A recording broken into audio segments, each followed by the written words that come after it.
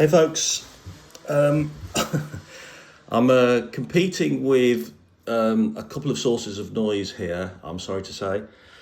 One is some guys seem to be doing some work outside, which involves that kind of grindery thing. And I have the door open in the lovely place I'm staying, which means that we almost certainly will have some kind of train noise now and again. And I'm still not using my good Bluetooth voice recorder because I broke it, and the other one I haven't got around to buying one. I don't really want to buy another one because I've got another one back home in Spain. So buenas, I should have said, and if I did already, forgive me. It's been 3 weeks since my last video. I haven't done as well on my reading in quite a busy kind of not is disappointing the right word? I don't know. Strange summer really. Some stresses and strains, and I've seen some lovely people and I've met some new lovely people, and I did my teaching gig, which the teaching part was 90% great. Wasn't great all the time. Some disruptive kids who didn't really want to be there and didn't really kind of make it a good experience for anyone, for the rest of us really, but okay. So, and some, ongoing family things, ongoing eye things, ongoing economic uncertainty things. So, yeah, a bit sort of worn out by it all, really. And I'm having a nice, quiet couple of days here, cat sitting, in my lovely friends Helen and Will's house, for which I'm very grateful. Thank you very much. And so I thought I'd put up a quick video. Last video was of Proto, and before that I did one on Stanisław Lem Solaris. I started Shirley Jackson's We've Always Lived at the Castle. I didn't get that far, to be honest with you. I was also waylaid by another friend, lent me a book that obviously means a great deal to him, which I didn't particularly get into. I'll kind of park that for the time being. I was a bit naughty. I was in Waterstones in Walthamstow, Awesomstow, E17, and I wanted something that would be quite absorbing, that I could kind of get into and read quite quickly. And the original book I went in there for along those lines where they didn't have. They'd sold the one copy, so I picked up something by the till, and I'm very glad I did. And it's a great book, really, really good book, really well written, really interesting. Great social history, written like a thriller, as it were, even though the story is very familiar. It's Kate Summerscale. I'm not a writer I know or have read before, true crime writer, I think, essentially. And this is The Peepshow, The Murders at 10 Rillington Place. 5-star review, 5 out of 5. Keep, donate, recycle, I don't know. I'm thinking about that. Would I read this again? I don't know.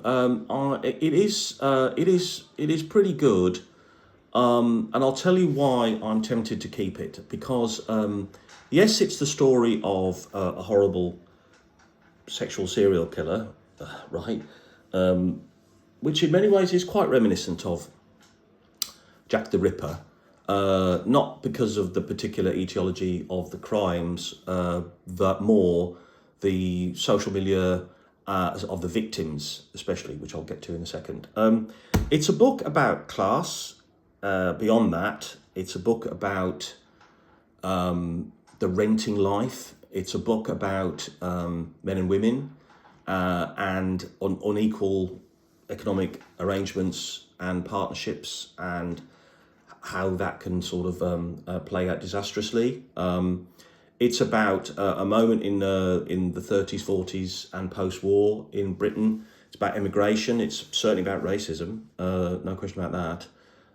It's about brutal lives. It's about depressing, horrible lives, really. One thing that kind of I was thinking about this morning was, that's playing my mind a little bit, is what's so grim about it is the housing conditions are so bad. And they were in this kind of awful place for, I don't know how long they were in 10 Rillington Place. I mean, 10, 15 years easily, maybe longer. there was no proper possibility of the property ladder for these people. And I'm wondering, has that ladder been taken away again? Was the whole property thing a very brief moment in British history, really? Though of course it's an artificial market, so they could turn the mortgage tap on tomorrow if they wanted to, couldn't they? But that's a bit depressing. Would Reg and Ethel have been happier, and would he have not killed people if he'd been in his own house? I'm not saying that, but I mean, you never know, right? In terms of the social relations, we have insights into another aspect of British culture, which I think may also be coming to an end, is the tabloid press. You've got this character, real life character, Harry, who was the kind of chief reporter, scoop getter for a paper that vanished well before my time, the Sunday Pictorial, I believe it was called. And that whole kind of mindset, that hard drinking, Fleet Street, get the scoop, get the story, beat your rivals, all kind of thing. And that's, as a former journalist myself in a slightly different world, of course, that was all very interesting and compelling to read.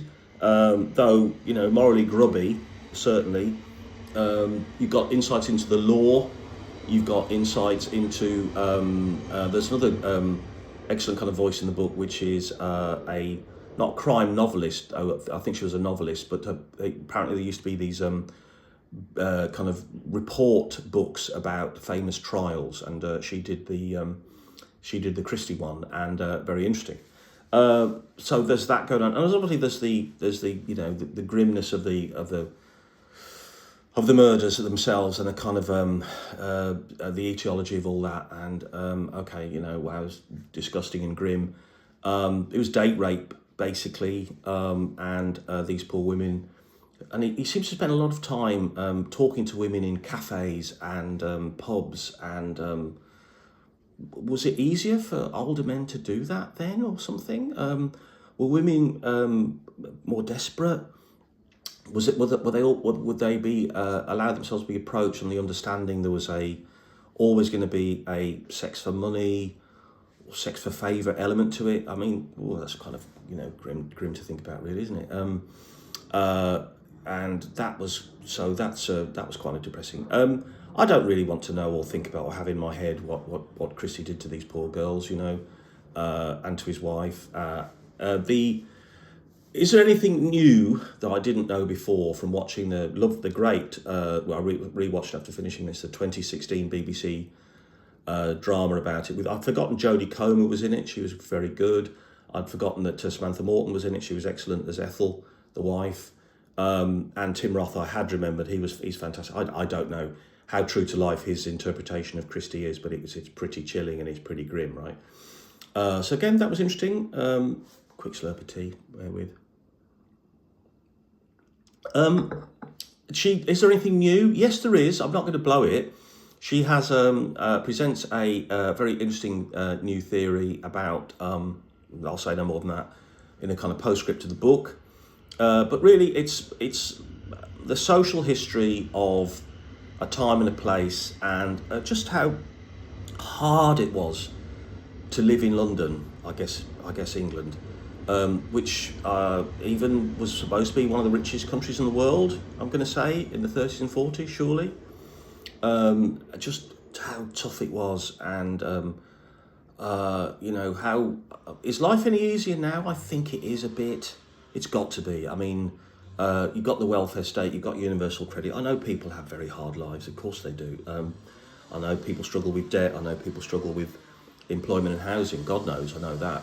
But I think I'd like to think that it's not quite as bad as this anymore, and we did try as a society to make it easier for people. But at the end of the day, it's a story about a horrible crime, a horrible sexual pathology, but written very well and very interestingly, and I think has interesting things to say. It did remind me a lot about that book, 5 Women.